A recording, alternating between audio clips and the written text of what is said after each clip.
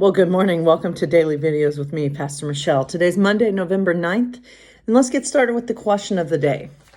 What's the worst thing I've eaten out of politeness? For me, that's a fun question because I don't like eating a lot of things. I'm a very, very picky eater. So I would say the worst thing, I don't know. I've eaten a lot, or at least looked like I've eaten a lot out of politeness.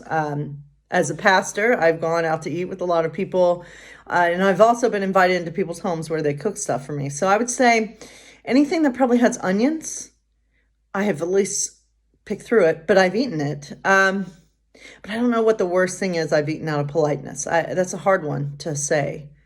I've eaten sauerkraut, and for me, I hate sauerkraut with a passion. So I would say that's probably the worst thing. Let's get started. Let's change things up and hear the question of the day from this book. So the question is, did Jesus really live a life without any sin? And what do we base this on? And does it even matter? So one person said, if we take what the Bible has to say at face value, then Jesus did live without sin. The New Testament says that Jesus was without sin, but here's the deal. What's sin?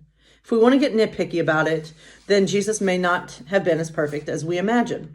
Looking at the laws of Moses, Jesus walks on thin ice. He does not obey the command to be fruitful and multiply.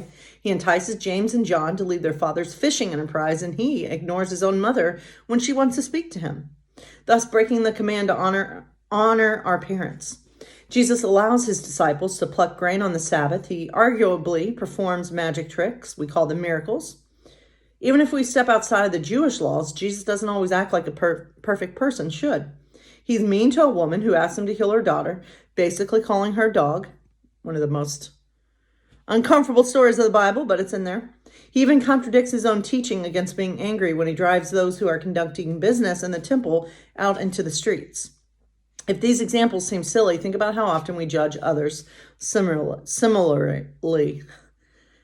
Only God, who knows our hearts and intentions, can determine with certainty what sin is. We only need to know that it is this same God who forgives us as well. So I would have to agree. I don't think it's important to my faith whether or not Jesus was without sin. For me, I don't really have a set answer on that. I believe that he did model for us what it means to be human. But I don't know. I think he's still messed up. And the story of him calling that woman a dog, it's a refreshing story because you see the woman corrects Jesus. And it's just, for someone to correct the Son of God, that's just, the Son of God making a mistake, it leaves much more room for us who are normal, who are earthbound, to make mistakes too. So anyway, let's hear God's love note. First, a reading from Deuteronomy. So acknowledge today and take heart that the Lord is God, in heaven above and on earth beneath. There is no other. Sorry, just got tired for it. God's love note. What would it be like to relate to the earth as if I were walking it alongside you? How might you and all people connect with the land as sacred? Would people buy and sell it? Would they still extract oil from it in the same ways? Would we encourage more connection with it? Your ancestors knew that I'm on the earth as well as in heaven. I invite you today to notice where I'm showing up on the soil beneath your feet. I invite you to connect with me there. So let's connect with God in this prayer. Our Father, who art in heaven, hallowed be thy name. Thy kingdom come, thy will be done on earth as it is in heaven. Give us this day our daily bread, and forgive us our debts as we forgive our debtors. And lead us not into temptation, but deliver us from evil. For thine is the kingdom and the power and the glory forever. Amen. All right. So hope everyone is hanging in there on this Monday morning. So let's get right into catching fire, shall we? I don't know. I the procession of chariots. Maybe we better go ahead and switch ourselves on. We do, and as we begin to glow, I can see people pointing at us and chattering, and I know that, once again, will be the talk of the opening ceremonies. We're almost at the door. I crane my head around, but neither Portia nor Sina, who were with us right up to the final second last year, are anywhere in sight. Are we supposed to hold hands this year? I guess they've left it up to us. I look up into those blue eyes that no amount of dramatic makeup can make truly deadly, and remember how just a year ago I was prepared to kill him, convinced he was trying to kill me. Now everything is reversed. I'm determined to keep him alive, knowing the cost will be my own life. But the part of me that is not so brave as I could wish is glad that it's Peeta, not Haymitch, beside me. Our hands find each other without further discussion. Of course, we will go into this as one. The voice of the crowd rises into one universal scream as we roll into the fading light, but neither one of us reacts. I simply fix my eyes on a point far in the distance and pretend there's no audience, no hysteria. I can't help catching glimpses of us on the huge screens along the route, and we are not just beautiful, we are dark and powerful.